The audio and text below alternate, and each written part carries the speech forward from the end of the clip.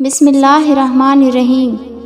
حضرت ابو دردہ رضی اللہ تعالیٰ عنہ نبی کریم صلی اللہ علیہ وآلہ وسلم سے روایت کرتے ہیں، آپ صلی اللہ علیہ وآلہ وسلم نے ارشاد فرمایا، روز قیامت مومن کی میزان میں حسن خلق سے زیادہ بھاری کوئی چیز نہیں رکھی جائے گی، اور اللہ تعالیٰ یقیناً بد زبان اور بیہودہ باتیں کرنے والے کو پسند نہیں فرماتا۔ حضرت عائشہ رضی اللہ تعالیٰ عنہ بیان کرتی ہیں، رسول اللہ صلی اللہ علیہ وآلہ وسلم کو فرماتے ہوئے سنا، بے شک مومن اپنے حسن خلق کی وجہ سے روزے دار اور تہجد گزار شخص کا درجہ پا لیتا ہے۔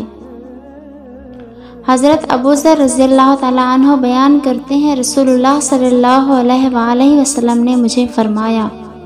تم جہاں بھی رہو اللہ سے ڈرتے رہو اور برائی کے بعد نیکی کرو، وہ اس برائی کو مٹا دے گی،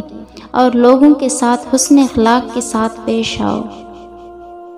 حضرت ابن عمر رضی اللہ تعالیٰ عنہ نبی کریم صلی اللہ علیہ وآلہ وسلم سے روایت کرتے ہیں،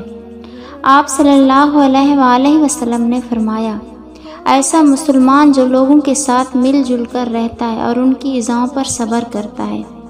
وہ اس سے افضل ہے جو ان کے ساتھ مل جل کر نہیں رہتا اور نہ ان کی ایذاؤں پر صبر کرتا ہے۔